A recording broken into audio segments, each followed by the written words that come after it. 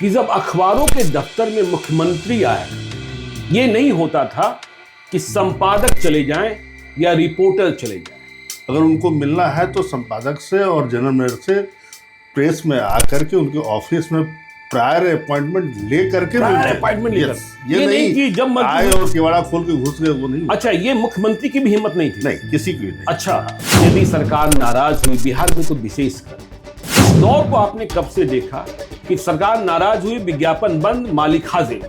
अखबार तो अपने तेवर में चलता था। बिल्कुल। उनको तो ये इससे फर्क नहीं पड़ता था कि इससे कौन नाराज होगा, क्या होगा। जी। उस समय ये था कि पाठक को क्या चाहिए, उससे मतलब नहीं है कि सरकार नाराज हो जाएगी या तो लालू जी नाराज होते थे तो कभी जनरल मैनेजर को, कभी एडिटर को फोन करके अपने स्टाइल से बिल्कुल वो समझाते थे। स्टाइल अपने समझ ही सकते हैं। जी जी जी। जो दुखती नब्ज होती थी अखबार की, दुखती है, दुखती नहीं है सरकारी विज्ञापन, क्योंकि बिहार में तो कोई इंडस्ट्री है नहीं, बिल्कुल कॉमर्शियल विज्ञापन तो ज्यादा है नहीं जी। तो ये चीज नीतीश जी या उनके जो अफसरान थे उनको समझ में आ गया जी। तो उन्होंने कुछ अगर न्यूज का ढंग का नहीं छपा, कोई उनके मनमाफिक नहीं हुआ, तो सीधे सीधे हो जाता है कि इसको मतलब अलिखित, लिखित में कहीं और बिल्कुल विज्ञापन बंद। नहीं, आप बिहार में देखिए चारा घोटाला अखबारों ने पकड़ा ना। अब देश में बोफोर्स देख लीजिए, अखबारों ने ही किया ना। अखबार का जब दबदबा होता था जी, तो ये तो ट्रेन रोकने की बात है। हाँ। आपको याद होगा कि हम लोग हवाई जहाज भी लेकर आते थे। उस समय ये होता था कि अगर आप अपना विजिटिंग कार्ड किसी को भेज दिए तो आप 1 मिनट से ज्यादा वेट नहीं कर सकते हैं। तो आज का दौर में कहा, आज तो आप विजिटिंग कार्ड भेजिए तो 3 बार ऊपर नीचे पूछेगा, अच्छा बताइए क्या है। आज मीडिया का वो दबदबा नहीं है जो दबदबा उस जमाने दबदबा। नमस्कार, मेरा नाम ज्ञानेश्वर है और आपने देखना शुरू किया है लाइव सिटी। मेरे साथ न्यूज रूम में है विजय सिंह साहब। देखिए, अखबार की दुनिया के इतने बड़े शख्स पूछिए मत, और अखबार की दुनिया में सेल्स के मतलब अखबार कैसे बिकते रहे हैं। अब देखिए, अखबारों की चर्चा करते हैं तो बहुत सारी बातें हो जाती हैं। ये उस दौर में देखिए, जिंदगी की शुरुआत हुई एक हॉकर के रूप में, जो सुबह सुबह घरों में अखबार पहुंचाते हैं और बन गए हाकिम। इन्होंने एक किताब भी लिखी, हॉकर से हाकिम, सफरनामा है, जिंदगानी है। तो मैं कई बार चर्चा करने को सोचता था। मेरे बहुत ही वरिष्ठ रहे हैं, इनके सामने हम लोगों ने पत्रकारिता सीखी है और अब तो हमने अखबारी दुनिया को छोड़ दिया। और विजय सिंह साहब भी अब रिटायरमेंट की जिंदगी जी रहे हैं, लेकिन इन्होंने वो दौर देखा है कि अखबारों का दबदबा क्या था, अखबार क्या थे, और उस दौर को भी देख रहे हैं जिसमें अखबार डूबते जा रहे हैं। क्या कारण हो गया, क्या वजह हो गई, जो पाठक हैं वो अखबार से दूर क्यों चले जा रहे हैं, यह भी समझने की बात है। क्या साबुन सरफ की तरह अखबार बिकने लगे? तो विजय सिंह साहब, बहुत बहुत स्वागत है। देखिए, संपादकीय मसलों पर चर्चा तो आपसे अधिक नहीं हो सकती है, लेकिन आप हिंदुस्तान टाइम्स मीडिया में नेशनल सेल्स हेड तक पहुंचे। हॉकर से जिंदगानी की शुरुआत हुई, जिंदगी की शुरुआत हुई। तो आपने वो दौर देखा पटना में कि जब अखबारों के दफ्तर में मुख्यमंत्री आया करते थे, ये नहीं होता था कि संपादक चले जाएं या रिपोर्टर चले जाएं। यदि उन्हें कोई बात रखनी है तो चलकर उन्हें आना होता था। ये दौर तो आपने देखा है। बिल्कुल, बिल्कुल। जी, किस रूप में कुछ संस्मरण है आपके? संपादक और जनरल मैनेजर, ये 2 पोस्ट ऐसे होते थे जी। उन दौर में मालिक नहीं आते थे जी, बिल्कुल। अखबार में मालिक को लोग सिर्फ नाम से जानते थे कि इस अखबार के ये मालिक हैं जी। चाहे आर्यावर्त इंडियन नेशन का मामला हो, आज का मामला हो, या प्रदीप सर्चलाइट पहले, फिर बाद में हिंदुस्तान और हिंदुस्तान टाइम्स जी। और अगर संपादक अपने चैम्बर से निकल करके कहीं जा रहे हैं तो इसका मतलब बहुत बड़ा होता था। बहुत बड़ी बात हो गई, बहुत बड़ी बात जी।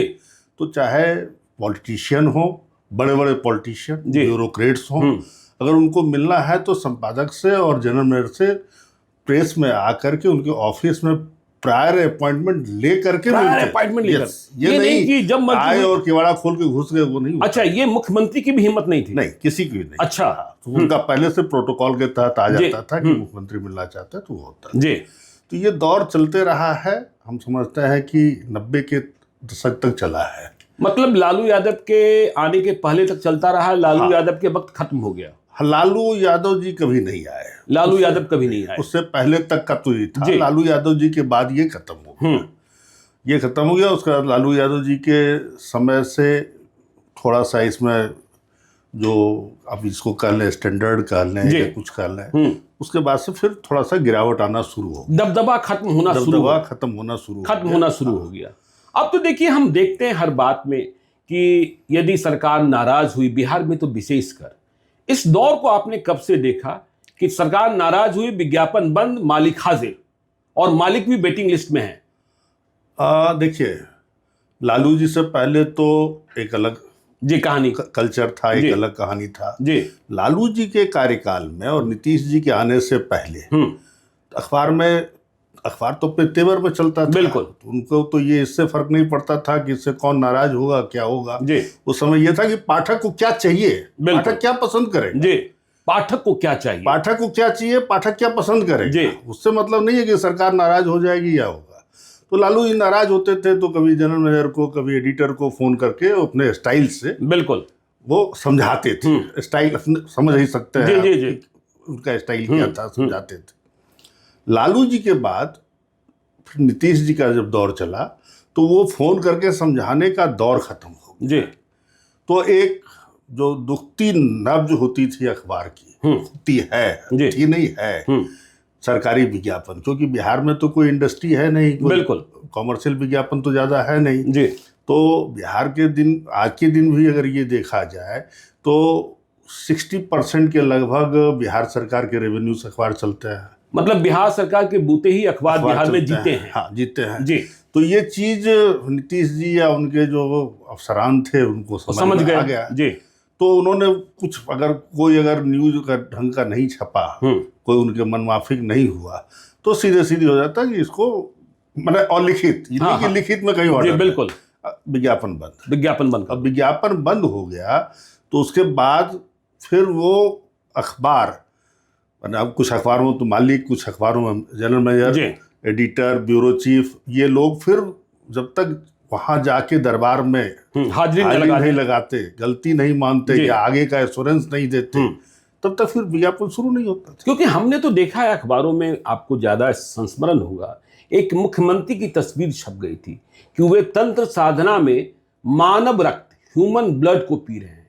इसके बाद भी आर्यावर्त या इंडियन नेशन ही अखबार था, सर्चलाइट और प्रदीप को भी आपने देखा। आपको हिंदुस्तान टाइम्स की वो तस्वीर भी याद होगी कि बिंदेश्वरी दुबे मुर्गा खाते हुए दोनों, उसके बाद भी विज्ञापन बंद नहीं हुआ जी। बिल्कुल, बिंदेश्वरी दुबे कितना बवाल हो गया था उस फोटो में। हमको याद है कि वो फोटो एल.एन. मिश्रा इंस्टीट्यूट में, वो फोटोग्राफर एपी दुबे थे जी। एपी दुबे अब दुनिया में नहीं रहे बेचारे, लेकिन वो फोटो वो संडे बाइट करके आया था हिंदुस्तान टाइम्स में, ऐसे मुंह खोल के पूरा मुर्गा खाते हुए, और वो तो इतना वायरल हुआ था कुछ करने के। बिंदेश्वरी दुबे जी को तो अपना ब्राह्मण होकर के मुर्गा खा रहे हैं बिल्कुल, तो उनको अपने आप को सफाई देते, लेकिन उस समय भी ऐसा नहीं हुआ कि उन्होंने अखबार का विज्ञापन बंद किया। बिल्कुल जी।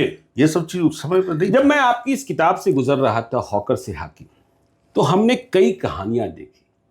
आपने सर्चलाइट की बात की है, प्रदीप की बात की है, फिर हिंदुस्तान टाइम्स जब नए अवतार में आया, और मैं जिस दबदबे की बात कर रहा था, और आप पर विशेष रूप से जिम्मेवारी थी कि अखबार समय से लोग पास पहुंचे, तो आपने नई व्यवस्थाएं की। मैं आश्चर्यचकित हो गया यह जानकर, मैंने इस किताब में इस बात को पढ़ा कि विजय सिंह एक ऐसे शख्स थे, बाद में हमारा और आपका टकराव अलग अलग संस्थानों को लेकर चलता भी रहा। मैं दैनिक जागरण में था, आप हिंदुस्तान को लीड कर रहे थे, मैं संपादकीय में था, लेकिन बहुत सारे काम देखा करता था संपादकीय की। एक चीज बता दे आपको, जो कैमरा में बताना उचित होगा या नहीं? नहीं, बिल्कुल खुलकर बात। जागरण में फ्रंट लीड आप करते थे और हिंदुस्तान का फ्रंट लीड हम करते थे। बिल्कुल। और हमारा आपका संबंध शायद आप आज में आ गए थे, जी, आज में आ गए थे, बिल्कुल। और कहीं किसी नेता के यहाँ ही हमारा आपका परिचय हुआ था, और हम दोनों एक फेस हुआ करते। बिल्कुल। आप जागरण का फेस होते थे, हम हिंदुस्तान का फेस होते थे, और कोई भी लड़ाई दबंगई जहां भी हो तो हम दोनों मुझे याद है कि कि जागरण की लॉन्चिंग होने वाली थी। हाँ नहीं, पटना ही जागरण वाले पंपलेट लगाने की कोशिश कर रहे थे, आपने रोक दिया था। मुझे दिल्ली से बुलाया गया और फिर बुद्ध मार्ग में एक रेस्तरां में हम लोग सब लोग मिले थे, फिर इसका रास्ता निकला था। तो खैर, मैं ये पढ़ रहा था कि जब हिंदुस्तान अखबार प्रदीप बंद हुआ हिंदुस्तान, आप गंगा दामोदर एक्सप्रेस को धनबाद में समय पर ट्रेन पहुंचे, और यदि संपादकीय के कारण, प्रिंटिंग के कारण अखबार की छपाई में विलंब हो रहा है, तो आपकी व्यवस्था ऐसी थी कि गंगा दामोदर एक्सप्रेस को खड़ी करा देते थे, समय से नहीं खुलता था, चाहे 15 मिनट विलंब हो, चाहे आधे घंटे का विलंब हो, लेकिन अखबार लेकर गंगा दामोदर एक्सप्रेस को जाना है, ये व्यवस्था कैसे सुनिश्चित करा लेते थे? देखिए, वो दौर और था जी, वो आज की तरह मैकेनिकल वाला दौर नहीं था, बिल्कुल मैनुअल दौर था जी। और अखबार का जब दबदबा होता था उस समय, तो ये तो ट्रेन रोकने की बात है। हाँ। आपको याद होगा कि हम लोग हवाई जहाज भी लेकर आते थे, हवाई जहाज लेकर आते थे, भाई हमारे गेस्ट आने वाले हैं। हाँ। और वो 15 मिनट मीटिंग से लेट से निकले हैं, उनको पहुंचने में लेट होगा, 15 मिनट डिले से जी, ये सब भी होता था। ट्रेन तो रोकना, तुम्हारी ट्रेन में तो ये है कि आप गार्ड को दे दीजिए, 2 बार वेलकम कर दीजिए, कैसों करके मैनेज कर लीजिए। लेकिन हवाई जहाज तो पर्सनल इन्फ्लुएंस पे ही होता था, बिल्कुल, कि किसी ढंग से 15 मिनट डिले करिए, हमारे सीईओ, हमारे एडिटर इन चीफ फलाने ठिकाने को आए हुए हैं, उनको जाना है, मीटिंग में लेट हो गई, तो ऐसा भी होता था। हाँ, ये काम तो हमने भी किया दैनिक जागरण में। मुझे याद है आनंद त्रिपाठी जी हमारे जनरल मैनेजर हुआ करते थे, आज भी सीजीएम है। हाँ। तो पटना में ट्रेन छूट गई, कानपुर जाना था, दानापुर में ट्रेन रुकवा दी गई कि जब तक हम लोग ना पहुंच जाएं। तो ये दादागिरी और दबदबा तो तब अखबारों का था ही। तो उस समय तो अखबार का मतलब अखबार होता, उस समय ये होता था कि अगर आप अपना विजिटिंग कार्ड किसी को भेज दिए तो आप 1 मिनट से ज्यादा वेट नहीं कर सकते। 1 मिनट से ज्यादा वेट नहीं करा सकते। वेटिंग पीरियड 1 मिनट से ज्यादा नहीं होता। अगर 1 मिनट से ज्यादा हुआ तो पैर पटकते हुए आदमी वापस हो जाता था, फिर उनकी फिर सामत होनी थी। तो आज के दौर में आज तो आप विजिटिंग कार्ड भेजिए तो 3 बार ऊपर नीचे पूछेगा, अच्छा आप बताइए क्या है। आज मीडिया का वो दबदबा नहीं है जो दबदबा उस जमाने में। दबदबा नहीं, मैं दबदबा की बात कर रहा हूं। मैं देख रहा हूं कि जब आपकी किताब में पढ़ रहा था तो आपने कई किस्सों का, कई शहरों की कहानी बताई है, लीडर प्रेस इलाहाबाद की कहानी बताई है, और वाईसी अग्रवाल साहब। देखिए, अखबारी दुनिया में उत्तर प्रदेश और बिहार में 2 बड़े स्तंभ, लखनऊ में विनोद शुक्ला साहब और बिहार में वाईसी अग्रवाल साहब। चाहे जितनी मर्जी हो, पेपर मिल्स भी बस उनके नाम पर और उनके ऑर्डर पर, चाहे जितने करोड़ का कागज लेना हो, मालिक के कहने पर भले न मिले, लेकिन विनोद शुक्ला साहब और वाईसी अग्रवाल साहब इतनी बड़ी शख्सियत, ये दोनों व्यक्तिगत रूप से अपनी हस्ती बनाए और एडिटोरियल के पुरोधा थे विनोद शुक्ला जी। लेकिन साथ साथ वो जागरण कल्चर में जो एडिटोरियल और मैनेजमेंट उस समय एक ही होता था, तो जो एडिटर होते थे वही मैनेजर काफी काम देखते थे। तो उनके बारे में एक कहानी ये भी है कि एक बार वो उनका खाना खा के दोपहर में आराम करने की आदत थी विनोद शुक्ला जी की। तो एक बार मालिक खुद आए और उनका चपरासी जो है मालिक को भी अलाउ नहीं किया कि उनको जाए। अच्छा। और शायद कोई ऐसी भी कहानी है कि एक बार कोई बहुत बड़े पॉलिटिशियन भी आए थे, तब भी नहीं उठाना, अपने मिजाज के थे। मुझे भी उनका सानिध्य मिला है। प्रबंधन में वाईसी अग्रवाल अखबारी दुनिया के पहले एमबीए थे। पहले एमबीए अखबारी दुनिया के वाईसी। वो आपने कहानी लिखी है कि नरेश मोहन साहब नहीं चाहते थे, लेकिन वाईसी अग्रवाल ही जी। तो पहला एमबीए जी अखबारी दुनिया में अगर कोई आया है तो वाईसी अग्रवाल साहब आए।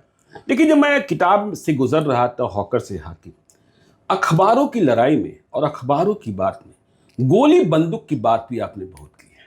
जैसे आपने आज अखबार और दैनिक जागरण की लड़ाई का किस्सा बताया है कानपुर का, ठीक वैसे ही लीडर प्रेस इलाहाबाद, आपने इस बात का खुले तौर पर जिक्र किया है कि एक बिहार के बाहुबली, नाम तो मैं ही बता देता हूं, दिलीप सिंह, क्योंकि यह कहानी मुझे वह खुद सुनाया करते थे।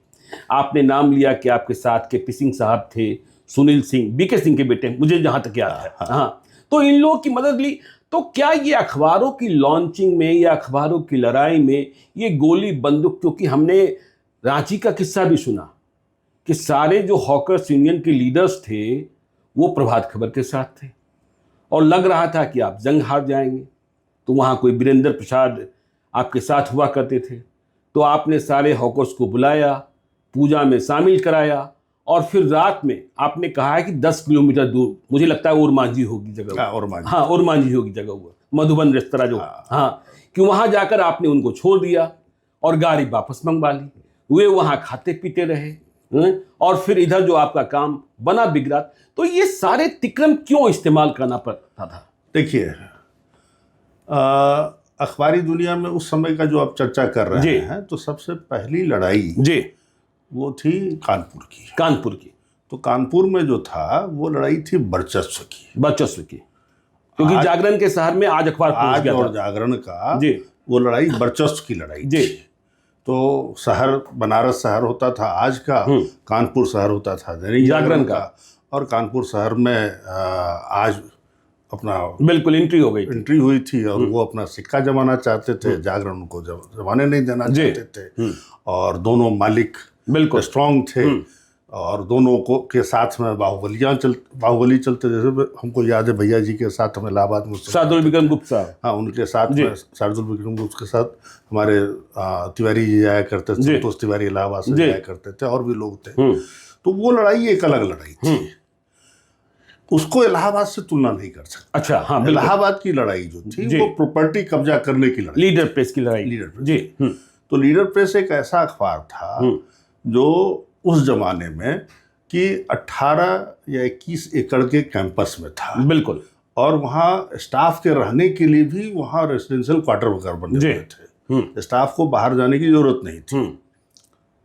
तो अब वो अखबार फिर बंद हुआ, तो उसका प्रॉपर्टी जमीन सबसे ज्यादा वो हार्ट ऑफ द टाउन में, बिल्कुल, उसको कब्जाने के लिए तो जो वहाँ लोकल लोग थे, उसमें संतोष तिवारी साहब ही लीड कर रहे थे उधर से, और इधर से हम लोग बिरला जी के तरफ से उसको बचाना चाह रहे थे, बिल्कुल। तो वो झंझट हुआ था वो प्रॉपर्टी के कारण से। उसी में दिलीप सिंह साहब को ले जाया गया था, मदद लिया गया। तो वो अपने नहीं गए थे, उनके लोग गए थे, हाँ, तो उनके लोग गए थे, और वो बहुत बड़ी लड़ाई हुई। तो खैर भगवान की कृपा से वो कुछ होने से बच गया, नहीं तो एक बार आमने सामने दोनों तरफ से हो गए थे। राइफल बंदूक था, एक इशारे पर में 10-20 लाश गिर सकती थी, 10-20 लाश गिर सकती थी, ये स्थिति हो गई थी। और शायद हम समझते हैं कि उस समय आसाम मेल चलता था। आसाम मेल जिस समय इलाहाबाद पहुंचने का समय होता था, तो वह लगातार 3-4 दिन तक पूरा पुलिस महकमा स्टेशन को चेक किया था। अच्छा, कि बिहार से लोग तो हथियार लेकर नहीं आ रहे, जी, है ना। और फिर बहुत हथियार वगैरह था, तो फिर वहाँ से उन लोगों को फिर बाहर निकालना सुरक्षित वापस, जी।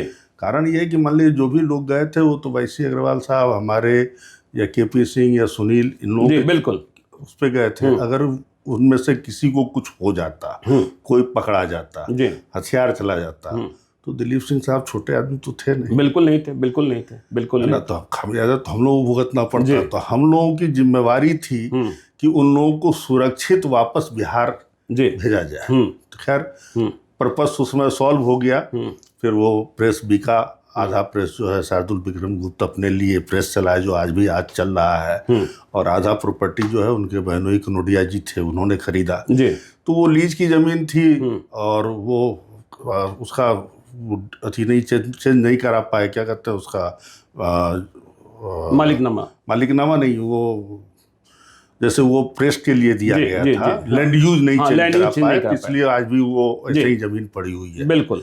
तो वो एक अलग लड़ाई थी। अब आइए रांची वगैरह का, या उस समय जो होता था, तो उस समय अखबारी दुनिया में जो लोग होते थे, तो वो आज के दिन में तो सब प्रोफेशनल हो गए। आप भी याद करिए कि उस जमाने में बिफोर 98, बिल्कुल, टिल 98 तक जो लोग अखबार में थे, तो अखबार से ही उठ करके जनरल मैनेजर या एडिटर तक पहुंचते, बिल्कुल, बाहर से लोग नहीं आते थे। तो कैरियर की शुरुआत हुई, और वो लोग ये समझते थे कि ये अखबार हमारा है। वो ऐसे प्रोफेशनल नहीं थे कि 3 साल में प्रमोशन होगा और इंक्रीमेंट लेकर के और फिर कहीं दूसरी कंपनी में 20% 30% हाइक लेके चले जाएंगे। तो जो एक बार जुड़ गया तो रिटायरमेंट के बाद ही निकलेगा। तो वो जब ऐसे लोग होते थे, तो वो समझते थे कि अखबार हमारा है, तो उस अखबार के साथ कोई अहित नहीं हो, इसका पूरा ख्याल रखते थे, अपना जी जान लगा देते थे। यही कारण है कि सब जो 2001 2002 तक ये सब चला बिल्कुल। 2001 2002 नहीं, तक आपने चला। क्या किया जब हिंदुस्तान अखबार रांची की लॉन्चिंग हो रही थी, प्रभात खबर से मुकाबला था, तो आपने क्या किया? ये कौन सी कहानी हुई कि आपने सारे हॉकर्स को ही गायब कर दिया, सारे नेता को गायब कर दिया? और नहीं, ये हॉकर को गायब करने वाला हुआ था हिंदुस्तान लॉन्च के समय। हाँ, हिंदुस्तान लॉन्च के समय जब प्रभात हिंदुस्तान लॉन्च, बिल्कुल, प्रभात जी, खबर जी, में। जी, तो अब उस समय क्या हुआ, मैंने हम वहाँ लॉन्च करने गए जी, तो प्रभात खबर तो वहाँ का एस्टेब्लिश बिल्कुल, था। जी, और हरिवंश जी और उनकी टीम, गोयनका जी और दत्ता जी, 3 लोगों की टीम जी। थी। तो वो प्रभात खबर का तो झारखंड का अखबार था, बिल्कुल, तो वहाँ तो वो जो चाहते थे वो होता था। तो वो हमारे एजेंट नहीं बनने दे रहे थे, हॉकर का ये था, तो कैसे कैसे स्ट्रगल करके हम किए। हाँ, आपने वो भी बताया है कि देखिए नॉर्थ बिहार से किसको ले गए, हाँ। हॉकर्स में भी ब्राह्मण गिरोह हो गया और सिंह गिरोह हो गया, ये सारी बातें करना पड़ा, करना वो नहीं पड़ा। गया, अच्छा, करना पड़ा। अच्छा, अब जैसे मान लीजिए अखबार की बिक्री में भी ब्राह्मण और सिंह गिरोह। हाँ, अब हम बताते हैं आपको कि रांची, जमशेदपुर, चाईबासा, जी, ये 3 जगह हमारे लिए सबसे बड़ा टफ था। हजारीबाग, पलामू में हमारा हिंदुस्तान पहले से यहाँ जाता था और हम अच्छे थे और हमारे डीलर एजेंट अच्छे थे। इस 3 जगह हमें कोई एजेंट नहीं मिल रहा था। तो 3 जगह जब एजेंट नहीं मिल रहा था तो हम रांची में, आर्यन सिंह साहब हैं धनबाद के एजेंट हमारे, उनका छोटा बेटा क्रिकेट खेलता था, थोड़ा बहुत मंटू खेल में ही था, लेकिन उसमें हम देख लिए थे इस लड़के में फायर बहुत है, तो आग उसको, है। हाँ आग है, तो उसको लाए थे रांची। जी, बरौनी के एजेंट हमारे ज्योति बाबू थे, उनका बेटा ये प्रभाकर ज्योति था, बिल्कुल, उसको ले गए थे हम जमशेदपुर। और सुनील यहाँ से हाजीपुर से ले गए थे सुनील को चाईबासा। जी, तो सब यंग लड़का सब था, इस समय फायर था और कुछ करने का जज्बा बिल्कुल, था। कर गुजरने की। तो ये था। अब यूनियन पे पूरी तरह से प्रभात खबर का कब्जा। जी, अब हम उसमें सेल लगाए कैसे? तो हमको वहाँ जातिवाद और ये वो करके यूनियन को तोड़ना पड़ा। अच्छा, उसके बाद भी हम जब ये हुआ कि एक दिन अचानक सब, मतलब बिल्डिंग का काम चल ही रहा था, सब कुछ मशीन वगैरह लग गया था, बिल्डिंग पूरी तरह तैयार नहीं हुआ था, तो अग्रवाल साहब सुबह बोले कि विजय कल सुबह अखबार लॉन्च करना है। तो हम कहा कल सुबह, हम तैयार थे नहीं। बिल्कुल, तो बोले हाँ चलो पूजा करना है। तो फिर हम लोग गए काली मंदिर और बजरंगबली का पूजा करके आए, और पूजा करके आए और हमारे दिमाग में तो उथल पुथल होना शुरू हो गया कि अखबार लॉन्च करना है और कल प्रभात खबर अगर हमारा अखबार बाजार में जाने नहीं देगा, बिल्कुल, तो हम तो कहीं के नहीं रहे, हम तो बेइज्जत हो जाएंगे, हमारा पूरा करियर का ये सबसे बड़ा ये होगा, धब्बा लग जाएगा। धब्बा लग जाएगा। तो मैनेजमेंट इतना बड़ा इन्वेस्टमेंट किया है, रांची से लॉन्च किया है और पहला दिन अखबार नहीं जाना तो बहुत ये हो जाएगा। तो फिर हम दिमाग में दौड़ाना शुरू किए क्या करें। तो फिर हम यूनियन के लोगों को इनवाइट किए कि आप आइए। हम अग्रवाल साहब को कन्विंस कर लिए थे कि भाई हम थोड़ा सा नाटक करेंगे, तो आप थोड़ा हम तो ही करिएगा। तो यूनियन के लोगों को इनवाइट किए, प्रेस का फीता उनसे कटवाए, हॉकर से, हाँ जी। उसके बाद उनको बैठा करके बढ़िया नाश्ता पानी करवाए, नाश्ता पानी करवा के, और उसके बाद फिर अग्रवाल साहब से एक हॉल में बैठा करके अग्रवाल साहब उनको थोड़ा सा सम्मानित कर दिए और बढ़िया भाषण दे दिए। वो लोग थोड़ा गदगद हो गया। उसके बाद 20-22 लोग थे जो मेन एक्टिव लोग, उनका साइकिल वहीं रखवा करके और सबको जीप पर लदवा के, हमारा सेल्स मैनेजर था वीरेंद्र, जीप पर लदवा के वहाँ भेज दिए ओरमा जी। वहाँ गए लोग, रात भर अपना खाए और जीप वापस मंगवा लिया। जीप सब वापस मंगवा लिया, रात को लौट ही नहीं सकते थे। और जब नेता ही नहीं है, जो जिसके थ्रू मैनेज करना था, वो मैनेजमेंट करने वाला ही लोग नहीं है, तो बाजार तो खाली है। बिल्कुल। तो सुबह हमारा बढ़िया से स्मूथ लॉन्च हो गया, अखबार उठ गया। जब अखबार उठ गया तो तब हम 6 बजे सुबह में 5-6 गाड़ी लेकर के वहाँ पहुंचे। और आपने वीरेंद्र को खूब गाली देना, तो उसको पहले से ब्रीफ किया, पता ही था जी। और उसके बाद फिर उन लोगों को जीप में बैठा करके सॉरी बोल करके लाए। फिर अब तो अखबार बाजार में तो खत्म हो गया था, तो हम छाप कर रखे हुए थे, तो उनके हिंदुस्तान टाइम्स, हिंदुस्तान सारे अखबारों के बदले उनके साइकिल पे बांध करके और फिर दिए, उनको ले गए। नहीं, ये तो देखिए, चलिए आपने नाटक किया, लेकिन हमने यह भी देखा कि आपकी किताब में कि आपने प्रसार बढ़ाने के लिए कई प्रयोग किए कि जब हिंदुस्तान की लॉन्चिंग हुई तो गांव तक अखबार कैसे पहुंचे। तो आपने डाकिया को वाहक बना लिया, क्योंकि डाकिये की कमाई कम होती थी, मनी ऑर्डर से कुछ मिल जाता था, तो आपने डाकियों का नेटवर्क तैयार किया। फिर आपने यह पढ़ा कि बस जो हैं वह कहाँ कहाँ जाते हैं और इसमें सवार पैसेंजर्स कहाँ कहाँ उतरते हैं, फिर वहाँ चाय पान बीड़ी की दुकानें क्या हैं। तो ये सब आइडिया किस तरीके से आप इम्प्लीमेंट करते थे? बहुत चलना पता होगा आपको। देखिए, आज के ज़माने में जैसे माने अखबार की दुनिया जो इतना खुशहाल हो गई जी है, जी उस ज़माने में तो आप भी याद करिए ना कि बिल्कुल, आज कुछ भी में नहीं, हाँ जी। सब में पैसा होता ही नहीं नहीं था। होता था, किसको कहते हैं रिजर्व टैक्सी, बिल्कुल। हाँ, किसको ये कहते हैं कहाँ? होटल, हाँ, है ना, किसको कहते हैं बढ़िया खाना, ये सब तो था नहीं। कागज के गद्दे पर रात में सो जाते थे हम लोग। हाँ, है ना, जी। तो आप भी देखे हुए हैं, बिल्कुल, हम भी देखे जी। हुए हैं। तो उस समय तो ये था नहीं कि हम अखबार पर कोई रिजर्व टैक्सी लेके जाएं और उससे देखें और सर्वे करें कि कहाँ कौन कौन पोटेंशियल बाजार हमारा बन सकता है। बिल्कुल, तो ये सब करना पड़ता था। अच्छा, अखबारी दुनिया के लिए कोई ऐसा किताब भी नहीं था हाँ, कि जिससे आप कुछ सीख समझ सकें। बिल्कुल, हम समझते हैं कि सर्कुलेशन या अखबारी दुनिया का 42 साल का इतिहास जी, इस किताब में संजोया गया। हाँ, बिल्कुल, बिल्कुल। इससे पहले कोई नहीं, किताब कहीं नहीं थी नहीं, कहीं जी। कि उससे कुछ सीख करके कुछ आप काम कर जी। सकें। और अखबार तो बढ़ाना है, अखबार तो बढ़ाना है। और उस समय एक और चैलेंज भी था ना कि मान लीजिए पूरा बिहार का जो मार्केट था वो सिंह ग्रुप के कब्जे में था। जी, सिंह ग्रुप के कब्जे में जी। था, यहाँ कोई एजेंट नहीं नहीं मिलता था, जी, तो वो सभी मोनोपोली तोड़ना, छोटे छोटे एजेंट बनाना, हर जगह हॉकर खड़ा करना, समझ, तो वो नेटवर्क, डिस्ट्रीब्यूशन नेटवर्क बनाना बहुत चैलेंज का। बहुत चैलेंज था। हाँ, लेकिन हम एक बात और, कितनी रातें गांव में बिताई हैं ज्ञानेश्वर जी, आप सोच नहीं सकते। गांव में बिताई, गांव में, गांव में बिताई। हाँ, गए रात में गांव में जाके रुके हैं, वहाँ के जो मुखिया हों या जो बड़े संपन्न लोग हैं उनके घर रुकते जी। थे और गांव के लोगों को चौपाल इकट्ठा करके उनको कन्विंस करते थे कि आप लोग पढ़िए अखबार, अपने बच्चों को पढ़ाइए, आपके बच्चों को उससे फ्यूचर बनेगा। वो जो संपन्न व्यक्ति होते थे उनसे कहते थे कि एक अखबार के लिए आपके पास कोई दिक्कत नहीं है कि आप बिल्कुल। नहीं खरीद सकते हैं, इस बहाने 10 लोग आपके द्वार पे आके बैठ के अखबार पढ़ेंगे। जी। क्या क्या नहीं करना, बहुत कुछ करना पड़ा तब जाकर के। अच्छा, हमने आपकी किताब में पढ़ा, मुझे भी याद है, पाटलिपुत्र टाइम्स की लॉन्चिंग डॉक्टर जगन्नाथ मिश्रा मुख्यमंत्री थे और बहुत कलेबर और तेवर के साथ माधवकांत मिश्रा आए थे, मुझे यह भी स्मरण है। कैसे वो अखबार डूब गया? क्या हुआ, मतलब जगन्नाथ मिश्रा का बिल्कुल वो माउथपीस हो गया था इस कारण डूब गया कि और भी वजह रही? देखिए, हमारा अपना मानना है ये जी, कि वो अखबार, आपको भी याद करिएगा, जी। तो वो अखबार सिर्फ 2 कारण से डूबा। क्योंकि वो अखबार ऐसा अखबार था जो बड़ी तड़क भड़क, माधवकांत मिश्रा बड़े अच्छे जी, बिल्कुल, वादक थे और बड़े तड़क भड़क के साथ और नए तेवर के साथ आया। नरमुन कान, अंजनी कुमार विशाल, याद कीजिए ना? जी, तो एक तो वो जगन्नाथ मिश्रा का माउथपीस बन गया जी, और हमेशा लोग एंटी एस्टेब्लिशमेंट चीज ढूंढना चाहते हैं बिल्कुल, बिल्कुल। शुरू से। हाँ, और पत्रकारिता का सरोकार भी है कि आप सत्ता पक्ष से सवाल पूछिए, विपक्ष से क्या पूछिएगा। तो वो उनका जगन्नाथ मिश्रा का माउथपीस बन गया था। और वो अखबार, नरमुंड कांड जो हुआ था, उस अखबार, उस कांड से जितनी पॉपुलैरिटी गेन किया जी, और बाद में हुआ कि उसमें तड़का नहीं लगा था, बिल्कुल, वो पूरा का पूरा वो खाना जो था वही गलत था, वही गलत था और उसके बाद से लोगों का विश्वास खत्म उठ होना गया। शुरू हुआ। जी, और जितना तेजी से उठा था उतना ही तेजी से उसका पतन। मैं इस किताब से यह भी समझ रहा हूँ कि जो अखबारों का दबदबा खत्म हुआ, या यूं कहें कि अखबार साबुन सर्फ की तरह बिल्कुल वो रह गया, आदमी की जरूरत नहीं। इसमें एक बड़े कसूरवार सुब्रत राय साहब दिखाई पड़ते हैं।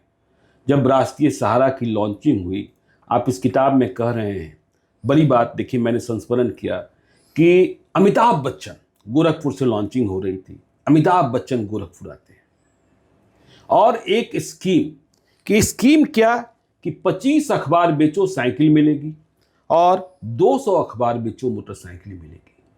इसके आगे यह भी हो गया, सहारा एयरलाइंस आ चुका था कि सेंटर्स पर जो हॉकर्स थे उन्हें शराब परोसी जाने लगी और फिर उन्हें, इन हॉकर्स को हवाई जहाज से उड़ाया जाने लगा।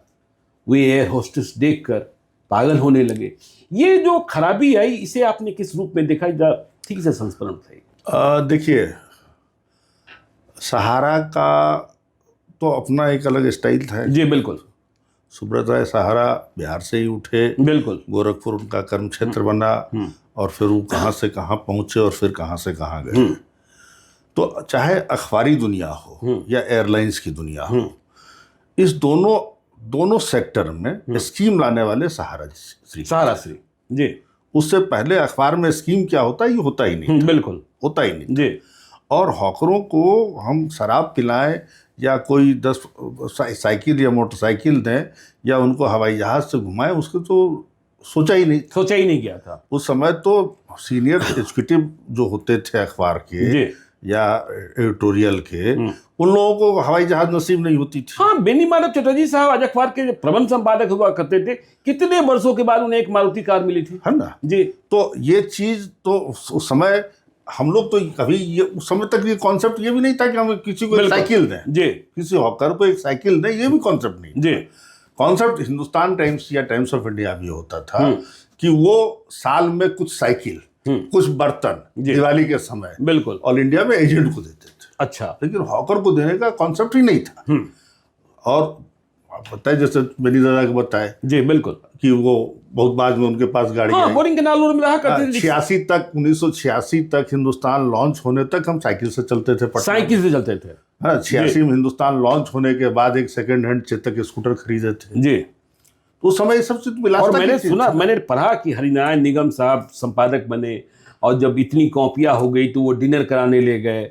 हमने वो कहानी भी एक दिन आपकी सुनी, मतलब पढ़ी आपके फेसबुक पोस्ट पर, कि हवाई जहाज में चढ़ने का जो पहला आपका अनुभव कैसे टिकट, हाँ, वो भी बड़ा मजेदार अनुभव है। क्या हुआ था हवाई जहाज का टिकट? और ये तो बिल्कुल आपके लिए एक सपना ही था जिस तरीके से आपने। देखिए, उस समय दिल्ली से हिंदुस्तान टाइम्स हिंदुस्तान अखबार आता था हवाई जहाज जी, और एक ही हवाई जहाज चलती थी जी, IC 809-810 जी, जो बॉम्बे, दिल्ली, पटना, रांची चलती थी। तो उसी से अखबार आता था। तो कभी कभी उत्सुकता बस एयरपोर्ट जाते थे अखबार देखने के लिए, हवाई जहाज देखने के लिए, हवाई जहाज देखने जाते थे। तो उस समय तक अखबार हवाई जहाज पे चढ़े नहीं थे। तो 1986 में जब हिंदुस्तान टाइम्स लॉन्च हो रहा था तो उसमें झारखंड बना नहीं था, तो बिहार को दो पार्ट में बांटा गया। गंगा के उस पार दक्षिण बिहार, उत्तर बिहार। दक्षिण बिहार का डिस्ट्रीब्यूशन नेटवर्क बनाने के लिए हमें और एक आलोक ओझा थे डिप्टी मैनेजर, क्योंकि उस समय मैनेजर पोस्ट बहुत बड़ा होता था। उस समय जनरल मैनेजर हो, वाइस प्रेसिडेंट और प्रेसिडेंट नहीं होता था, माने मैनेजर सबसे बड़ा पोस्ट हो गया। तो डिप्टी मैनेजर आलोक ओझा थे और हम थे। हम दोनों को मिला था साउथ बिहार का नेटवर्क बनाने। तो हम लोग उस समय एक टैक्सी ठीक किए, सम्राट होटल में वो ठहरे हुए थे और सम्राट होटल के सामने ही palm tree petrol pump taxi मिलती थी। तो सुबह में तैयार होकर के आए सम्राट होटल पे। वो टैक्सी वाला आया, बोला साहब हमारा टायर कमजोर है, हम तो नहीं जाएंगे। एक झाजी हुआ करते तो सबको टैक्सी देते। हाँ, तो हम नहीं जाएंगे। अब हम लोगों का लंबा टूर था, रांची, जमशेदपुर, राउरकेला, धनबाद वगैरह, बोकारो, दुमका, पूरा साउथ बिहार का। अब वो मना कर दिए तो फिर अब दूसरा कोई अल्टरनेट नहीं। तो उस समय तो बिहार में, बाहर में तो एम्बेसडर और फिएट दो थी। बिल्कुल। बिहार में तो खाली एम्बेसडर चलता था। हाँ, बिल्कुल रेयर फिएट। हाँ, फिएट तो भाड़े पर चलती ही नहीं थी। भाड़े पर चलती ही नहीं थी। जो बहुत रईस लोग थे वो फिएट रखते। जी जी जी। तो अब एक गाड़ी वाला टैक्सी वाला मना कर दिया तो दूसरा मिलेगा नहीं। और जाना तो है ही, अखबार लॉन्च करना जाना है। तो आलोक ओझा बोले भी ये चलो फ्लाइट से चलता है। तो फ्लाइट से चलता है तो आपने भी सोचा कि ये तो हमको तो पहले तो विश्वास नहीं हुआ कि सुनने तो नहीं गड़बड़ हुआ है। चलिए एयरपोर्ट गए तो उस समय तो लंबा इतना चौड़ा, बिल्कुल 8-10 पन्ने का टिकट आता था। गए वहाँ हाथ से लिखा जाता था। तो इंडियन एयरलाइंस के ऑफिस में गए तो 2 रांची का टिकट चाहिए। नहीं है। अब नहीं है तो फिर अब क्या करें। तो हम बजरंगबली को याद किया, 5.25 किलो लड्डू चढ़ाएंगे भगवान और रांची का टिकट दिलवा दीजिए। तो अब बोले, मन में सुमरन किए। अब उनका प्रताप था या क्या, जो भी उन्हीं का प्रताप रहा होगा। अचानक याद आया कि तिवारी का यहाँ बुक स्टॉल है, उसके यहाँ हम लोग सर्च लाइट प्रदीप वगैरह देते थे, मैगजीन वगैरह देते थे। तो हमारा उससे बढ़िया दोस्ती भी थी। तो हम लपक के पहुंचे तिवारी जी के पास। तिवारी 2 रांची का टिकट चाहिए, अर्जेंट है। तो बेचारे जो है जुगाड़ करके करा दिए, 10 मिनट के अंदर करा दिए। जहाज में जाके बैठे, फिर जहाज में बैठे तो बाहर से तो सब दिन देखे, क्या लगा वो तो अब सोच ही नहीं सकते कि मैंने उस समय पहली बार जहाज में बैठे तो जहाज क्या। तो ये भी कहीं पढ़े थे कि अगर निर्धारित जगह पे जहाज नहीं उतर सकता है किसी कारण तो उसको दूसरे डेस्टिनेशन पर उतारा जाता है। तो पैसेंजर्स के लिए 5 स्टार होटल में ठहरने खाने की व्यवस्था की जाती है तभी एयरलाइंस की तरफ से। फिर हनुमान जी को कब बोले कि 2.5 किलो लड्डू चढ़ाएंगे, उसको रांची नहीं जमते कलकत्ता लौट करेंगे। हनुमान जी कितना घूस खाते रांची लड्डू। तो वो पहला हवाई यात्रा था। और हम समझते हैं कि उस समय तक बिहार की अखबारी दुनिया में शायद हम पहले व्यक्ति होंगे जो आप पहले व्यक्ति हवाई जहाज की यात्रा करने वाले, है ना, मतलब सेल्स के। हाँ जी, सेल्स या मैनेजमेंट में भी बहुत हाँ, नहीं होता तब था। तो इंडिविजुअल वालों को तो सवाल ही पैदा नहीं होता था। हाँ, और हम लोगों का उस समय में ज्ञानेश्वर जी टैक्सियां भी बहुत कम चलती थी, अखबार पहुंचाने वाला। तो हम लोग का सबसे, हमको याद है कि जनशक्ति अखबार निकलता था जी, श्याम नंदन बाबू उसके जीएम, बिल्कुल। और हिंदू प्रदीप और जनशक्ति दोनों एक ही अखबार से बेगूसराय तक जाता था। उनका घर बेगूसराय था, जी, हमारा भी घर बेगूसराय। तो हम दोनों आदमी अक्सर शनिवार की रात की जो टैक्सी अखबार लग जाती थी, तो हम दोनों आदमी बैठ करके उसी जाते थे। जी, वो जनरल में जाते, बिल्कुल जनशक्ति बिल्कुल अखबार। बिल्कुल, लेकिन रात की गाड़ी से हुई, और हम लोग अखबार वाले के लिए सबसे बढ़िया उस समय साधन होता था। मैं ही खत्म जाता था तो कैसे जाता था रात को। हाँ, तो रात वाली गाड़ी जो है उससे चल बिल्कुल, रात वाली ये अप्सरा सिनेमा वाले मालिक थे, उनकी गाड़ी चलती थी, किशोर जी। हाँ, और बरहिया वाले शिबू सिंह, हाँ, शिबू सिंह की गाड़ी चलती थी। जी, तो ये सब चीज, अब गाड़ी चलाना भी उस समय पे जब टैक्सी का ये हुआ, हम आपको एक रोचक कहानी बताएं कि पहले भागलपुर अखबार पहुंचता, मेरे किताब में भी मेंशन है, तो 11 बजे पहुंचता था भागलपुर। बिल्कुल। तो यहाँ से 50 डाउन से जाता था क्यूल, और क्यूल से फिर जाता था भागलपुर। जी, तो 11 बजे 12 बजे जाता था, और शाम में 5 बजे 6 बजे तक रीडर को अखबार पहुंचता मिलता था। तो वैसे अग्रवाल साहब 83 में आए। जी, तो हर को होता है कि भाई पहला कुछ ऐसा करें जिससे कि हमारा नाम हो। बिल्कुल। तो उन्होंने कुछ ऐसा कहा कि भाई कुछ ऐसा सोचो क्या था। मतलब एक एरिया ये है जो पोटेंशियल एरिया है, यहाँ सब अखबार दोपहर के बाद बिकता है। अगर हम किसी ढंग से यहाँ शाम में सुबह में अखबार पहुँचाएं तो इसका बहुत ज़बरदस्त ग्रोथ हो सकता है। तो वो पहला प्रोजेक्ट था वो उनका, उनके लिए। हमारा तो अभी जमशेदपुर रांची वगैरह कर चुके थे, तो वहाँ पटना से बेगूसराय तक टैक्सी जाता था अखबार का, तो हम उसी में लदवा करके और मोकामा में से वहाँ एक टैक्सी करा देते थे। टैक्सी करवाया भागलपुर। जी, बिल्कुल कनेक्टेड। तो बिहार का सबसे खराब टैक्सी रूट जी वो भागलपुर वाला रूट। हाँ, वो तो गड्ढा ही गड्ढा था, सड़क थी गड्ढा ही गड्ढा नहीं, लोग भी उसके लोग भी उसके उस रूट के पैसा नहीं देंगे, दादागिरी होगी, सब कुछ होता था। तो कोई टैक्सी वाला, वो 5-6 दिन के अंदर में 3 टैक्सी वाले बदल गए। अच्छा। एक दिन जो जाए दूसरे दिन कहते कि हम नहीं जाएंगे। तब उस समय में बढ़िया के वो शिबू सिंह थे, उनसे हम संपर्क किए। हमारे एक रिलेटिव थे, हमारे बहन के ससुर बढ़िया स्कूल में हेडमास्टर, उनको जाके बोले, हमको ये लगा कि अब इस बढ़िया का ही कोई आदमी इस रूट में सक्सेस हो पाएगा, लंका का रावण और बढ़िया का बावन। हाँ, तो सक्सेस हो पाएगा। तो सर शिबू सिंह अपना एक ट्रेकर निकाले थे, तो उनके शिष्य थे हेडमास्टर साहब के, तो उनको बुलवाए। तो फिर बातचीत हुआ, गमछा और हाथ में बैग, वो चलाने के लिए तैयार हुए। तो फिर वो वही एक शख्स ऐसे थे जो इतनी मेहनत किए, इतना मेहनत किए, वैसा शख्स हमारे लाइफ में दूसरा कोई नहीं आया इतना मेहनती अखबारी दुनिया। बिल्कुल। हाँ, तो वो सक्सेस करवाया भागलपुर रूट, फिर सारे लोग शुरू किए। लेकिन वो भागलपुर में जो सुबह हम 5 बजे तक अखबार पहुंचा दिए और सुबह 7 बजे 7:30 बजे तक पाठक को अखबार मिलने लगा, तो कई फोल्ड में सर्कुलेशन बढ़ा। बिल्कुल। और फिर वहां से इंटीरियर सारा कवर हुआ, जहाँ की अखबार जाता ही नहीं था। तो हमने देखिए, हमें याद है कि दुमका वगैरह में हमारे एजेंट का ये था कि जब तक पुराना अखबार पूरा खत्म नहीं हो जाएगा, नया अखबार का बंडल नहीं। अच्छा, ये भी होता था? ये भी होता था। अच्छा। 3-3, 4-4 दिन के बाद का होता था। कोई हॉकर नहीं रखा जाएगा, जिसको पढ़ना आके ले जाओ। तो ये सारा मोनोपोली धीरे धीरे करके तोड़ना पड़ा। तो जब पाठक को उनके द्वार पर में अखबार पहुंचाए सुबह, और ये टारगेट था कि सुबह सूर्योदय से पहले पहुंचा देना, उनको उनके घर में अखबार मिल जाए, जिससे कि उनको बेटी के साथ अखबार मिले, तभी अखबार का ग्रोथ हो सकता। तो चलिए, हमने ये देखा कि देखिए, अब हॉकरों की दुनिया में शराब की एंट्री हो गई, जहाज की एंट्री हो गई, पटना में नौहरा टाइम्स भी आ गया था, खैर बहुत जल्दी बंद हो गया।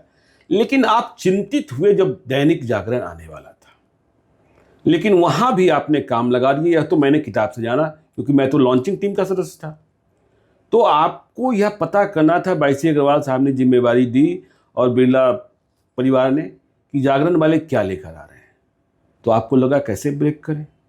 तो जिस विनोद शुक्ला साहब जो मेंटर थे बिहार की लॉन्चिंग के, और वो आधार स्तंभ थे, उनके यहाँ आप तो जासूसी करने पहुंच गए, और विनोद शुक्ला साहब आपको पकड़ भी नहीं पाए। ये कैसे हुआ, इसमें एनके सिंह की भी कहानी आती है, निर्मल सिंह की भी कहानी आती है। आपके ही एजेंट थे, बाद में जागरण के एजेंट बन गए आपकी कोशिशों के बाद भी। तो आप विनोद शुक्ला साहब, जिनकी आंखें जो सूंघ लेते थे, पढ़ लेते थे, सब कुछ समझ लेते थे, कैसे आपको नहीं समझ, और आप तो सब कुछ जानकर चले आए। देखिए गणेश सर जी, हिंदुस्तान टाइम्स ग्रुप बहुत बड़ा ग्रुप जी। से रहा, लेकिन उसका पहचान हिंदुस्तान टाइम्स से था। जी बिल्कुल। हिंदुस्तान दिल्ली से सिर्फ निकलता था और उसका वो लॉटरी अखबार के रूप में था। उसको पहला हिंदुस्तान का पहचान जो हुआ वो बिहार से हुआ। जी बिल्कुल। और बिहार से हुआ और बिहार में फिर वो फला फूला। जी। लेकिन जागरण के आने से पहले तो हम लोग सिर्फ यहाँ black and white 10 page 12 page का अखबार छापते थे। हमारे पास कलर मशीन भी नहीं जी। था और कोई कंपटीशन भी नहीं रह गया, कंपटीशन भी नहीं आज रह अखबार गया बहुत था। हाँ नीचे ही जा रहा था। जबकि जागरण का अमर उजाला और आज तीन अखबार का मार्केट हुआ करता था यूपी। जी। और स्वतंत्र भारत खत्म हो गया था। स्वतंत्र भारत खत्म हो गया था, तो ये 3 मार्केट का अखबार हुआ करता था। और जागरण अपने आप में एक बड़ा ब्रांड था, बिल्कुल नंबर 1 हो गया हिंदी था। का बड़ा ये। तो सारी चीज वो सब जागरण में पहली बार हुआ है, जो हिंदी अखबारों में है। टेक्नोलॉजी, कलर प्रिंटिंग, बढ़िया कागज, नए नए सप्लीमेंट, ये वो सब कुछ वो जागरण ने ही एक्सप्लोर किया पाठक बढ़ाने में। छोटे छोटे प्रिंटिंग स्टेशन, है ना। हम लोग को याद है कि हम लोग उस समय हम इलाहाबाद में थे, तो पुल बन गया था कानपुर वाला, कानपुर लखनऊ के बीच जी। और लखनऊ में जब जागरण का एडिशन शुरू हुआ तो अखबारी दुनिया ने बड़ा मजाक उड़ाया। अच्छा। बड़ा मजाक उड़ाया कि 3 घंटे में पहुंच जाएंगे, तो वहां से प्रेस काहे लगा रहे हैं, इतना करोड़ करोड़ बिल्कुल क्यों लगा रहे हैं। लेकिन ये सब छोटे छोटे जो वो क्या कहते हैं इनोवेशन, जी, ये जागरण ने किया। तो अब जागरण बिहार आ रहा है, बड़ी बात थी जी। और बिहार आ रहा है तो वो क्या मैगजीन लेके आएगा, क्या कलर लेके आएगा। नरेंद्र मोहन जी, महेंद्र मोहन जी, योगेंद्र मोहन जी, 3 भाई तिकड़ी उस समय में अखबारी दुनिया के बिल्कुल दंगा बजता था। हाँ, और विनोद शुक्ला जी, विनोद शुक्ला जिनके पास हो, तो कोहिनूर, और एकदम यहाँ तो खलबली मची हुई थी कि अब आप लीडर हैं और आपका लीडरशिप को खतरे में चैलेंज करने के लिए कोई आ रहा है, तो आपको ये जानना जरूरी होगा ना कि आप किस तैयारी से आ रहा है। बिल्कुल, किस तैयारी से आ रहा है। तो वो तैयारियां जो है जानने के लिए और उपाय क्या था। तो हम लोग फिर निर्मल बाबू से मदद लिए। निर्मल बाबू को बहुत मानते थे विनोद शुक्ला। हाँ, मुझे याद है निर्मल बाबू ने ही वो किराया भी दिलाया था राम लखन बाबू बोला। हाँ जी। तो निर्मल बाबू के साथ हम गए थे, वहाँ विनोद शुक्ला जी से मिले थे। अच्छा, तो आपका क्या परिचय दिया था निर्मल बाबू ने? मेरे हमारे स्टाफ हैं। अच्छा, आप उनके स्टाफ हैं। अच्छा, निर्मल बाबू की हमारे स्टाफ। अच्छा, नाम वो नहीं बताया था। अच्छा, हमारे स्टाफ। आप पहली बार मिले उनसे? हम पहली बार जी, लखनऊ ही पहली बार। जी जी। अच्छा, लखनऊ ही पहली बार गए थे। तो अब हमको लगता है कि उस समय तक जागरण ग्रुप भी ट्रैप कर चुका था निर्मल बाबू को। जी बिल्कुल, कि आप हमको बिहार में एस्टेब्लिश करें। हाँ, वो मुझे याद है, जी जी। तो अब ये गए थे जी निर्मल बाबू, तो निर्मल बाबू के साथ खुल करके फिर विनोद शुक्ला बात की कि क्या होगा, कैसे होगा। सारा अपना स्ट्रेटेजी डिस्कस हो गया और स्ट्रेटेजी हम सुने जी, हमको सुनने का सौभाग्य मिल गया। उसके हिसाब से जागरण के आने से पहले हिंदुस्तान अपनी तैयारी कर लिया। तो उस समय तो कंटेंट की लड़ाई होती थी ना, क्वालिटी की लड़ाई। बिल्कुल। उस समय मार्केटिंग का तो उस समय था ही नहीं कुछ किया। और लखनऊ से आप आए, इसके बाद हिंदुस्तान की कीमत ही बढ़ा दी। हाँ, ताकि जो मार्केट से अभी जितना कवर करना कर लो, उसके बाद तो फिर प्राइस वार होगा। हाँ, क्या प्राइस वार होगा जी बिल्कुल। हाँ, तो जितना पैसा निकाल सकते हो निकाल लो। हाँ, ये बुद्धि भी आ गई। हाँ, तो वो उनको आने में शायद 1.5 साल या 2 साल का 1 साल का टाइम था। तो 1 साल में जितना कमा सकते हैं कमा लें। आगे दाम बढ़ा दिए। जितना पैसा आया उसी से कलर का यूनिट लगाया गया, पेज बढ़ाया गया, क्या कहते हैं सप्लीमेंट लॉन्च किया गया जी। सब मेरा मालिक से पैसा मांगे हुए, उसी से काम चल गया। हाँ, वो हमने कहानी इसी में पढ़ी कि भाई निर्मल सिंह तो आ गए जागरण के साथ। हाँ। अब आपके सामने संकट हुआ कि एजेंट क्या, पैसा भी डूबने का खतरा। तो आपने सब एजेंट बहाल कर लिए, ये कर लिए, वो कर लिए, फिर आजाद हो गए ना। आपके आजाद हो गए। अच्छा, आपने यह भी बात, आजाद तो पटना में था। आजाद पटना में, और वो भी एक बड़ा ये था कि देखिए निर्मल सिंह का उस समय में 47 स्टेशन पे एजेंसी थी। जी बिल्कुल। 47 स्टेशन पे एजेंसी थी और निर्मल सिंह के यहाँ सिक्योरिटी एडजस्ट करने के बाद लगभग 20 लाख 18 लाख 20 लाख रुपए के आसपास कंपनी का आउटस्टैंडिंग निकल रहा था। तो वो हम लोगों ने जो बड़े मजेदार आदमी थे, हाँ रात को शानदार पार्टी दिया करते थे। हाँ, निर्मल सिंह तो हाँ खैर, हाँ, चाहे ममता में बैठ जाइए चाहे मौर्या में बैठ जाइए, लेकिन तो 20 लाख रुपया भी कंपनी का नहीं डूबना चाहिए। सब जगह 47 जगह पे पैरेलल आपको अपना डिस्ट्रीब्यूशन नेटवर्क बनाना, वो भी ओवरनाइट। जी। तो फिर हम लोग प्लान किए और ये ओवरनाइट डिसीजन हुआ था। तो जो एजेंट जिनको बनाए तो उनको हम बोले कि आपको सिक्योरिटी मनी तो देना ही होगा और आपको रॉयल्टी देनी होगी। बिल्कुल। तो ये रॉयल्टी जो देनी होगी वो रिफंडेबल नहीं होगा।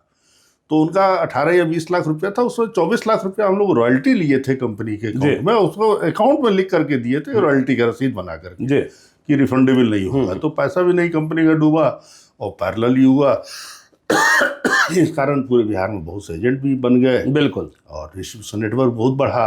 फिर अब जब एक शेर को चैलेंज करना हो तो शेर का चैलेंज शेर ही करेगा। बिल्कुल। तो निर्मल बाबू को भी अपने अस्तित्व की लड़ाई लड़नी थी, हमको भी अपने अस्तित्व की लड़ाई लड़नी थी। तो इस पूरे लड़ाई में कुल मिला के ज्ञानेश्वर जी अखबार का बहुत भला हुआ। अखबार का बहुत, मार्केट बहुत फैला, पाठकों का भी भला हो गया, उन्हें नए नए बिल्कुल पाठकों को तो ये मिल गया, ऑप्शन मिल गया। जी बिल्कुल। और बढ़िया अखबार का ऑप्शन मिला। बिल्कुल। ऐसा नहीं कि कंटेंट की लड़ाई हुई, कंटेंट की लड़ाई हुई। जी।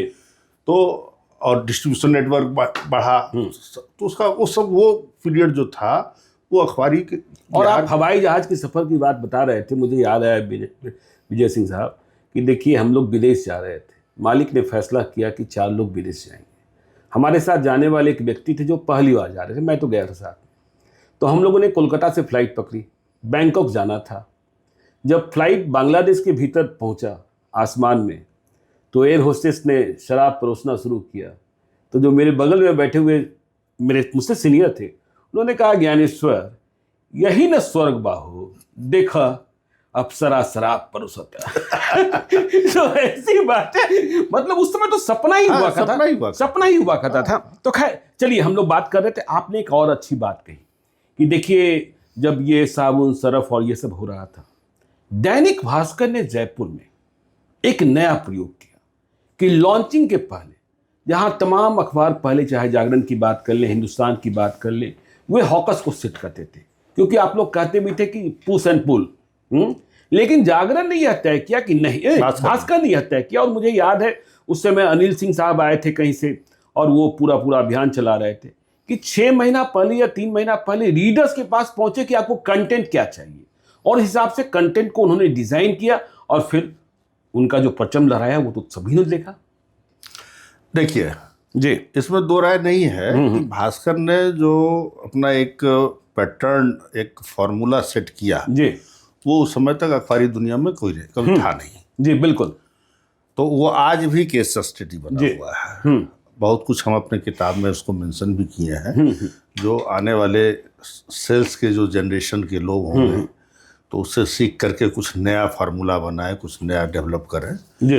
तो वो जो जयपुर लॉन्च का हुआ था, तो उस जयपुर लॉन्च के समय में उस समय राजस्थान पत्रिका वहाँ का नंबर वन अखबार हुआ करता था और पूरे देश का एक इकलौता अखबार था जो अपने मास्टहेड पे अपना प्रिंट ऑर्डर लिखता था। अच्छा, मास्टहेड पे प्रिंट ऑर्डर लिखा था? हाँ, डेली का आज का प्रिंट ऑर्डर। अच्छा, अब तो नहीं होता ये? नहीं, अब नहीं होता जी। ठीक है। और उनके यहाँ उनका अकाउंटिंग सिस्टम मैनुअल था, लेकिन इतना नीट एंड क्लीन रहता था कि लेजर टेबल पे पड़ा हुआ है, कोई भी एजेंट जाके अपना लेजर पलट के अपना अकाउंट देख सकता है। अच्छा, कोई एबीसी का भी भय नहीं था? कोई नहीं, एकदम सब कुछ एकदम नीट एंड क्लीन। जी। और राजस्थान में अखबार मतलब जी, राजस्थान पत्रिका, राजस्थान आत्मा। ठीक है। तो गुलाब कोठारी उसके मालिक हुआ करते थे। तो भास्कर जब लॉन्च करने आया तो उसको लोगों ने सीरियसली लिया नहीं। और भास्कर लॉन्च करने आया तो सबसे पहले तो वो पहला उसका जो हुआ कि वो घर घर गया और एक पेन एक रीडर को दिया। उसमें पाठक को कुछ भी मिलना बिल्कुल बड़ी बात, तो बड़ी बात थी। और पेन दिया कि हम भास्कर से हैं, हम लोग यहाँ आ रहे हैं, और उस घर के बाहर एक स्टिकर चिपका दिया। दूसरी बार गया उसी पाठक के यहाँ, तो अब उसको एक पेन मिला हुआ है, तो उसको 5 मिनट बैठने के लिए जब वो बोला तो वो खुल करके अथी किया, भाई हमको तो सम्मान किया, घर आके पेन दिया है। तो वो जा करके उनके बाद उससे बोला कि आप राजस्थान पत्रिका पढ़ते हैं, आपको अगर हम यहाँ से अखबार लॉन्च करें तो हमारे अखबार से आपका क्या एक्सपेक्टेशन है, कैसा अखबार। अब वो पाठक की राय शुमारी करके उन्होंने प्रोडक्ट तैयार किया जी, पाठक की राय शुमारी करके प्रोडक्ट तैयार किया। तीसरी बार उनके यहाँ गए कि आपने जैसा कहा है हम वैसा प्रोडक्ट देंगे, तो क्या आप पढ़ना पसंद करेंगे? अच्छा है, और अगर हाँ तो ये हम आपके लिए स्पेशल ऑफर लाए हैं साल भर के लिए, ये स्कीम है, आप स्कीम में बुक करिए साल भर के लिए। तो पाठक बुकिंग भी हो गई जी।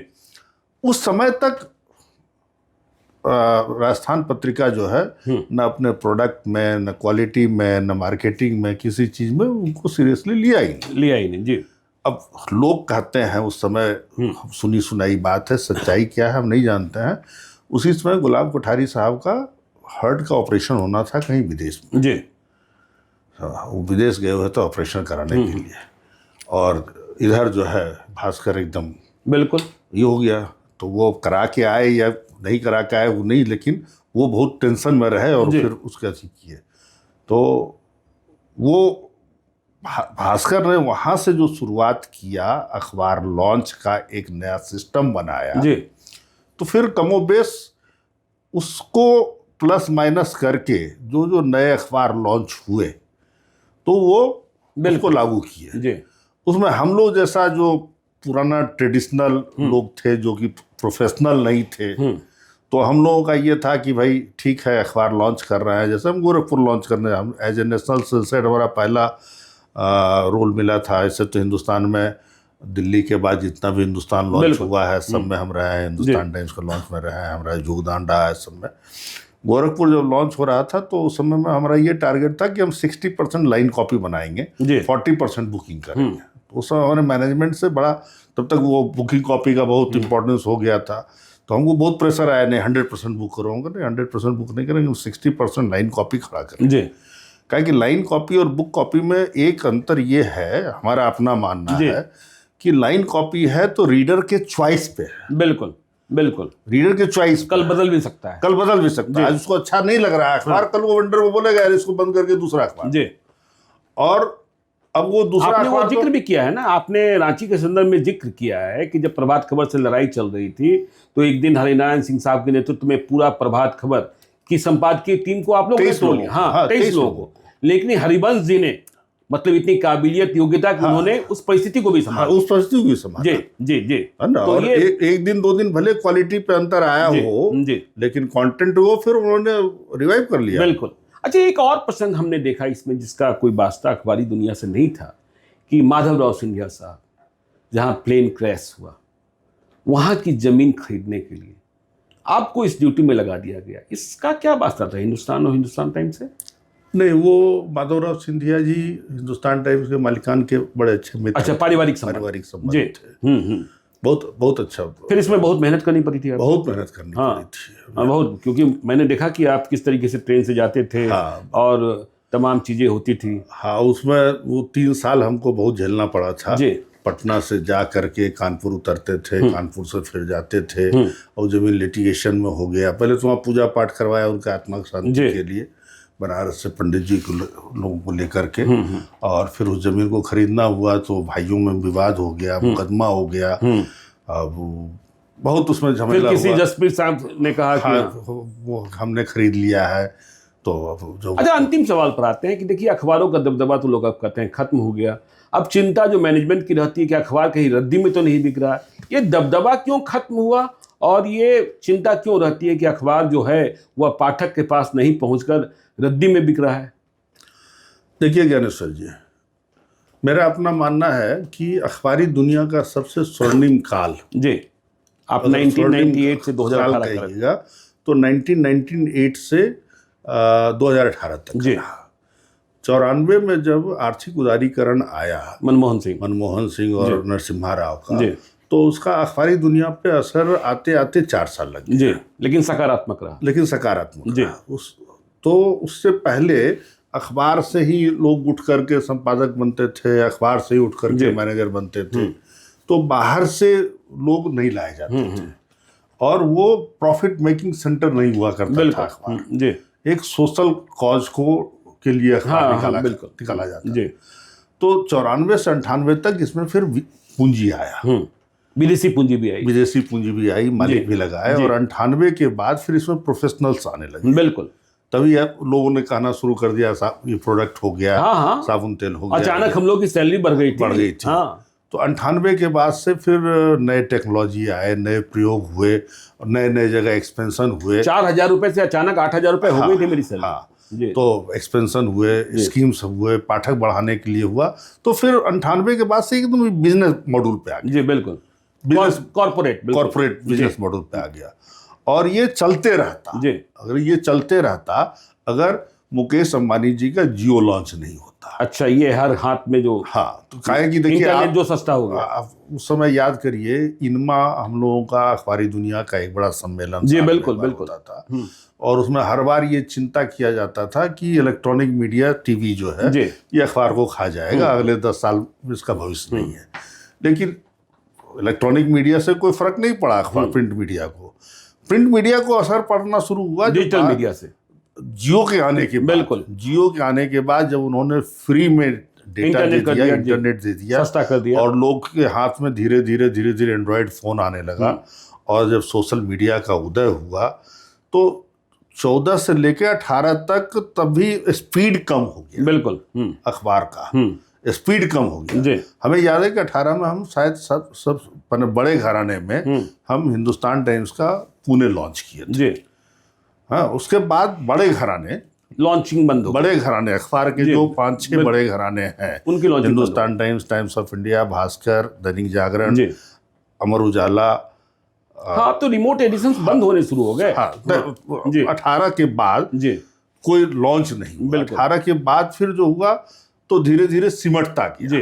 माने बिहार में ही हम आप गया बंद कर दिए, पूर्णिया बंद कर दिए, यूपी में कई एडिशन बंद हो गए, तो बहुत से एडिशन बंद होते जा रहे हैं और सिमटते जा रहे हैं।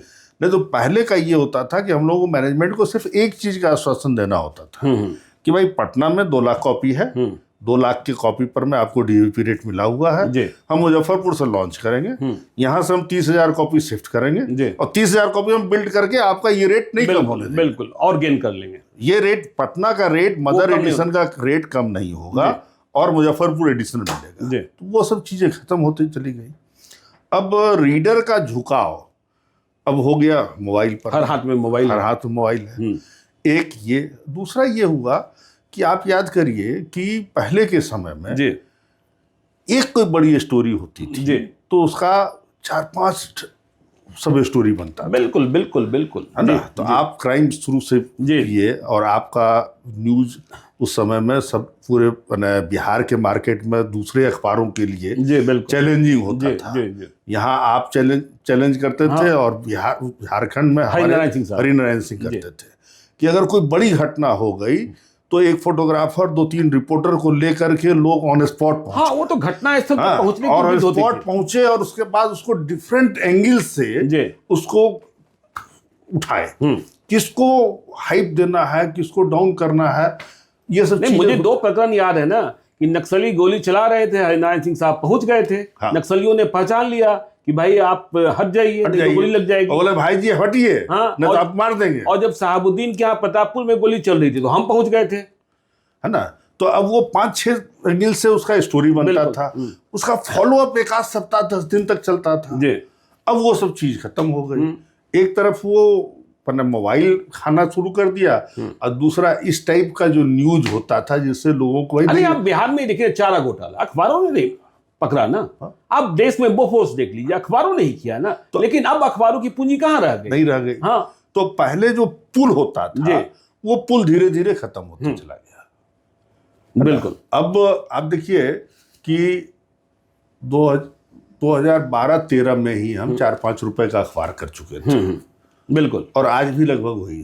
2012-13 से 12 साल के बाद चाय का दाम भी दुगना हो गया है। हाँ, और यहाँ विज्ञापन के दाम कम हो गए। यहाँ विज्ञापन के दाम कम हो गए, अखबार का दाम बढ़ा नहीं। हाँ, पहले तो विज्ञापन तो बिल्कुल उनकी कीमत पर लेते थे, अब आपको उनकी कीमत पर लेना पड़ रहा है। हाँ। और अखबार का दाम बढ़ा नहीं, तो एक तरफ पुल कम हो गया, दूसरी तरफ जो पुश होता था वो पुश कम हो गया। पुश कम हो गया इसलिए कि मान लीजिए अगर 5 रुपए, हम शुरू से दाम बढ़ाने के पक्ष में रहते थे कि एक तो पब्लिशर को भी फायदा होगा और ट्रेड को भी फायदा होगा। अब आज भी मान लीजिए औसतन 5 रुपया दाम है, कहीं 6 रुपया, कहीं 4 रुपया, औसतन ले लीजिए, तो एक अखबार में 1.5 रुपया कमीशन होगा। एक वेंडर जो है 200 अखबार ज्यादा बांट नहीं सकता। 200 से ज्यादा नहीं बांट सकता। हाँ, अब तो हॉकर्स आ नहीं रहे। हाँ, क्यों नहीं आ रहा है, वही बता रहा है। तो 300 रुपया कमाई हुई रोज की, महीने की 9,000 की हुई। अब किसी भी स्टेट में 300 रुपया मिनिमम वेजेज है क्या? कहीं भी 500 रुपये से कम मिनिमम वेजेज नहीं है। बिल्कुल। अब मिनिमम वेजेज का भी अगर फायदा नहीं होगा तो फिर क्यों आएगा? तो क्यों आएगा जी? पहले बच्चे जो आते थे गांव से शहर में रह के पढ़ाई करते थे, वो सुबह में साइकिल चला, सुबह में वो बीट बॉय का काम कर लेते थे, 1,000-2,000 रुपया दे दिया जाता था उनको। अब वो 5-7 हजार से कम में वो नहीं आना चाहते हैं। जो अब इससे ज्यादा कमाई तो वो शादी ब्याह के समय में कैटरिंग में जाके कर लेते हैं, लाइट उठा के कर लेते हैं। तो पैसा जब तक नहीं होगा, जब तक आज 15,000 रुपया अगर महीना किसी वेंडर को कमाई नहीं होगा तो व्यवसाय कैसे टिकेगा? और ये संभव नहीं रह गया। और ये संभव नहीं रह गया। अभी हमारे एक अखबार के मालिक से बात हो रही थी, तो उनका भी यही समस्या था कि अखबार तो लोग मांग रहे हैं लेकिन हम पहुंचा नहीं पा रहे हैं। बिल्कुल। हमको नहीं, गलत नहीं कहिए, अखबार भी नहीं मांग रहे हैं पाठक, और आप पहुंचा भी नहीं पा रहे हैं, दोनों चीजें जी। तो आने वाले समय में तो देखिएगा कि कुछ दिन के बाद पब्लिशर को, हॉकर को, माने कुछ इंसेंटिव, चाहे 6 महीने के लिए हो, साल भर के लिए हो, कमीशन का अलावा देना पड़ेगा। हाँ, लेकिन इसके अलावा कंटेंट भी सुधारना पड़ेगा, क्योंकि हम देखते हैं ना कि भाई चुनाव के नतीजे आ गए, वही नतीजे कल आप छाप देते हैं, जो भी आप कर रहे थे फॉलो अप और एड ऑन कुछ नहीं होता है। देखिए ज्ञानेश्वर जी, 2 मरे 4 घायल पर ये चलने वाला नहीं है। इस पर में तो अखबार नहीं बिकेगा। अखबार नहीं बिकेगा, ये बात स्पष्ट। इस पे अखबार नहीं बिकेगा। चलिए, तो देखिए अखबारों का भविष्य क्या है, अतीत क्या रहा है, किस तरीके से देखिए मुख्यमंत्री आते थे, संपादक नहीं जाते थे, और सफरनामा विजय सिंह की जिंदगी का हमने आपको विस्तार से समझाया, सुनाया। और इस वीडियो को देखकर आपके मन में क्या ख्याल आता है, अपनी राय जरूर दीजिएगा कमेंट बॉक्स में। तो आप देखते रहिए लाइव सिटीज को, और यदि अब तक आपने हमारे यूट्यूब चैनल लाइव सिटी को सब्सक्राइब नहीं किया तो जरूर कर लीजिएगा। और यदि इस वीडियो को आप फेसबुक पेज के माध्यम से पेज को लाइक कीजिएगा, ट्विटर पर भी हमें फॉलो कीजिए। धन्यवाद।